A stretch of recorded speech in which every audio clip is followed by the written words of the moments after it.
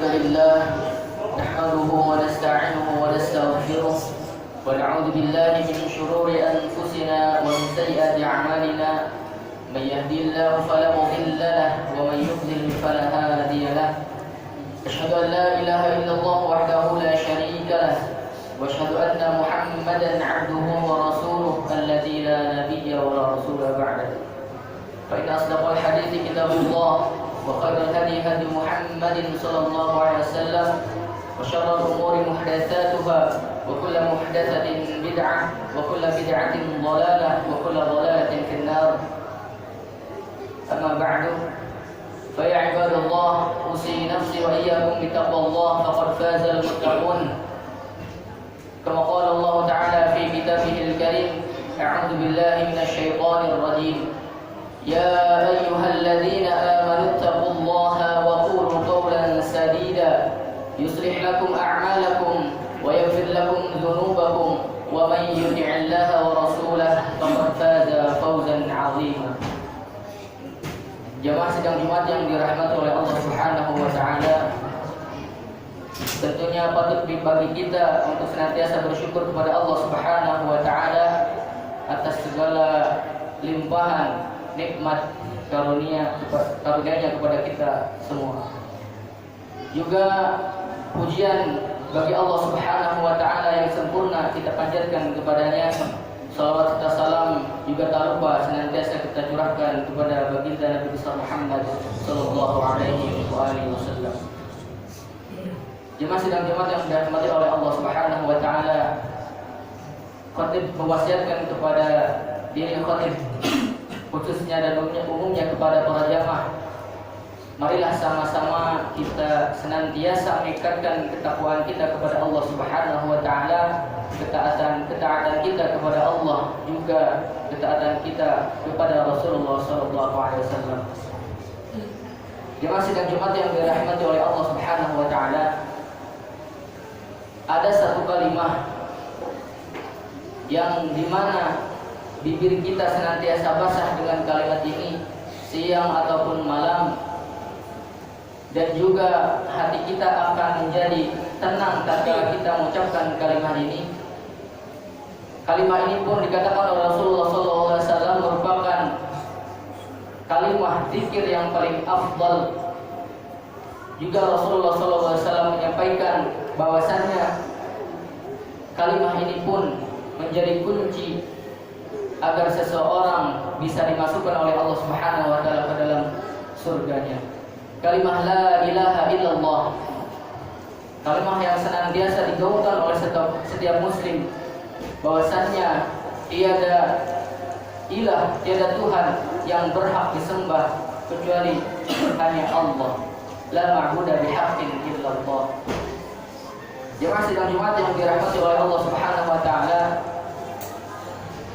ketika ada seseorang yang mengatakan bahwasannya tiada Tuhan selain Allah, maka baginya adalah surga, maka Hasan Al-Basri menambahkan bahwasannya barang siapa yang mengatakan la ilaha illallah dan dia menunaikan hak kalimat tersebut juga kewajibannya, maka ia akan mendapatkan surganya Allah Subhanahu wa taala. Maka diibaratkan sebuah kunci itu senantiasa bergerigi, maka kalimat la ilaha illallah itu pun bergerigi, dan geriginya itu adalah syarat-syarat yang harus terpenuhi tatkala seseorang ingin diterima kalimat la ilaha illallah di dalam dirinya. Adapun para ulama jemaah sekalian, kalimat la ilaha illallah ini di antara syarat-syaratnya ada 7. Yang pertama dikatakan oleh para ulama, syarat la ilaha illallah adalah mengilmui kalimat tersebut atau memahami kalimat tersebut dengan meniadakan kebodohan kita, kejahilan kita terhadap agama kita, terhadap Allah Subhanahu wa taala juga Rasulullah sallallahu alaihi wasallam. Dengan tidak secara langsung, maka kita dituntut ketika tatkala kita sudah mengetahui la ilaha illallah, bahwasanya tiada Tuhan yang berhak disembah kecuali Allah, maka secara tidak langsung kita pun dituntut untuk senantiasa belajar agama kita, memperdalam agama kita. Supaya apa? Supaya melahirkan syarat yang kedua, yakni meyakini kalimat tersebut dengan tanpa keraguan. Meniadakan kalimat keraguan di dalam diri kita dalam beragama itu amatlah penting. Karena apa? Kalimat la ilaha illallah bisa diucapkan oleh siapa saja, bukan hanya orang-orang muslim. Orang-orang kafir pun bisa mengucapkan la ilaha illallah. Tetapi bedanya, tatkala orang sudah meyakini, maka ia akan diterima keislamannya, diterima kalimat tersebut. Sama seperti kisah Fir'aun ketika dia tenggelam, dia meyakini bahwasannya Allah adalah Tuhannya, tetapi Allah tolak. Karena apa? Karena ia tidak meyakini kalimat tersebut. Jemaah sedang dimuliakan dirahmati oleh Allah Subhanahu wa taala. Syarat yang kedua, yakni tadi meyakini kalimat tersebut. Dan kemudian yang ketiga adalah menerima kalimat tersebut dengan tanpa keraguan. Ini sebagai sifat-sifat orang kafir yang menolak akan dakwah Rasulullah SAW yang mendakwahkan tauhid ini, la ilaha illallah. Orang-orang kafir dikisahkan dalam Al-Quran. Allah Subhanahu wa taala berfirman, qalu inna bima ursiltum bihi kafirun. Sesungguhnya kami menolak agama yang kamu dakwahkan. Orang-orang kafir itu menolak. Karena apa? Karena mereka tidak meyakini, tidak memenuhi syarat yang kedua. Maka janganlah sampai kita menolak akan perintah-perintah Allah yang telah disyariatkan kepada kita, yang telah diwajibkan kepada kita.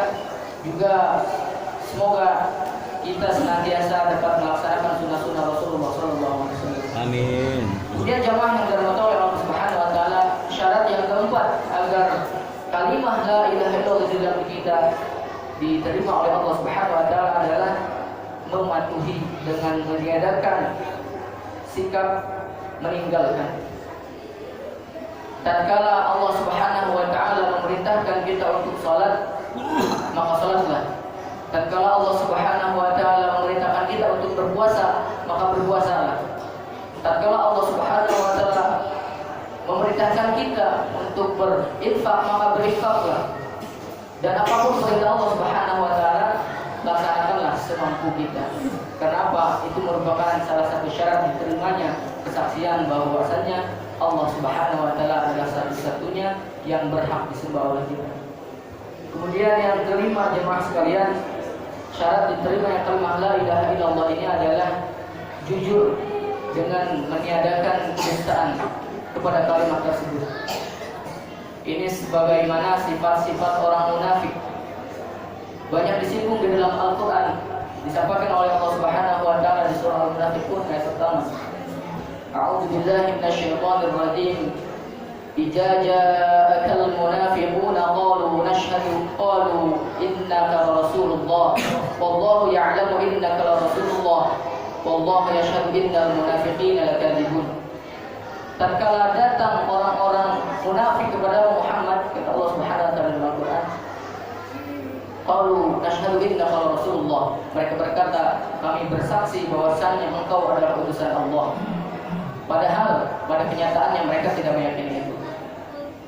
Wallahu ya'lamu innaka rasul.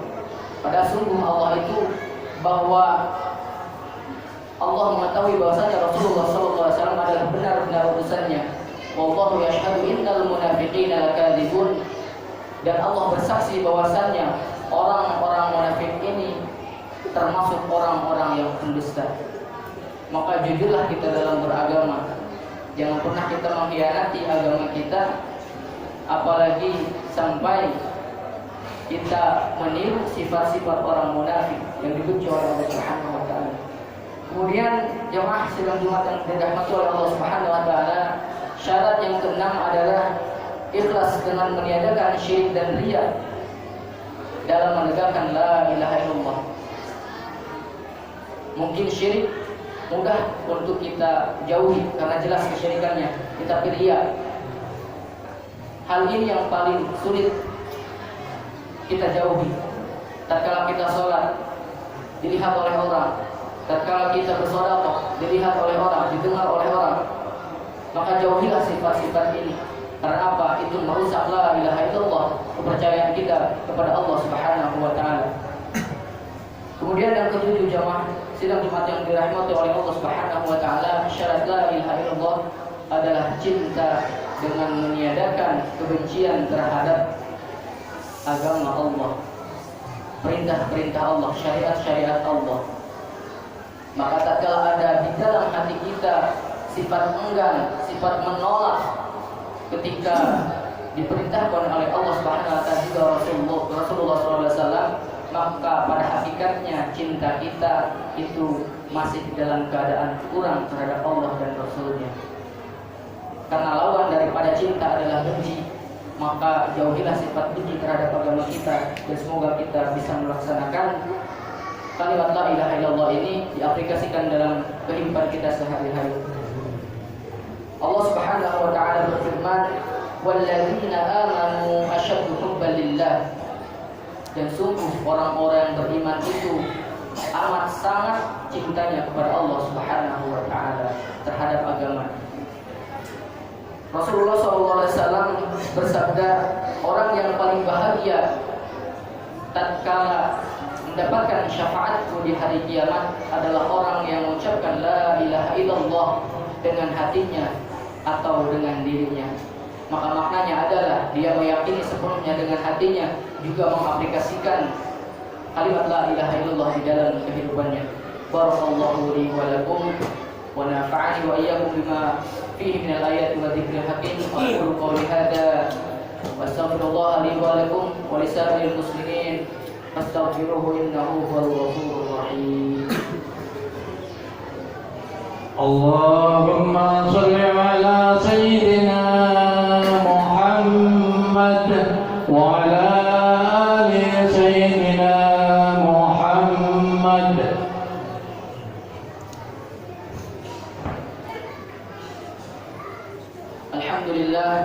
Alhamdulillahilladzi an'amana bi ni'matil iman wal islam wa nusalli wa nusallim ala khairil anam nabiyina Muhammadin sallallahu alaihi wa alihi wa sallam. Amma ba'du, fa ya ibadallah, usikum bitaqwallah. Qala ta'ala, ya ayyuhalladzina amanu taqullaha haqqa tuqatih wa la tamutunna illa wa antum muslimun. Wa qala subhanahu wa ta'ala fi ayatin ukhra, a'udzu billahi minasyaitonir rajim, ya ayyuhalladzina amanu sallu 'alaihi wa sallimu taslima. Allahumma shalli 'ala sayyidina Muhammad wa 'ala ali sayyidina Muhammad kama shallaita 'ala sayyidina Ibrahim wa 'ala ali sayyidina Ibrahim wa barik 'ala sayyidina Muhammad wa 'ala ali sayyidina Muhammad wa barik 'ala sayyidina Ibrahim wa 'ala ali sayyidina Ibrahim fil 'alamin innaka Hamidum Majid. Allahumma ighfir lil mu'minina wal mu'minat wal muslimina wal muslimat al ahya'i minhum wal amwat. Allahumma 'izzil islam wal muslimin wa adhil asyirka wal musyrikin wa dammir a'da'aka a'da'ad din. Allahumma ansur ikhwanana al muslimina fi kulli makan wa fi kulli zaman. Allahumma ansur muslimina fi kulli makan wa fi kulli zaman bi rahmatika ya arhamar rahimin. Allahumma inna nas'aluka ridhaka wal jannah wa na'udzu bika min sakhatika wan nar. Allahumma inna nas'aluka husnal khatimah. Allahumma arzuqna taubatan nasuha qabla al-maut. Rabbana atina fid dunya hasanah wa fil akhirati hasanatan wa qina adzaban nar. Ibadallah, inna Allaha ya'murukum an tu'addu al-amanati ila ahliha wa idha hakamtum an tahkumu bil 'adl. Inna Allaha ni'ma ya'idukum bih. Inna Allaha kana sami'an basira. Aqimus shalah.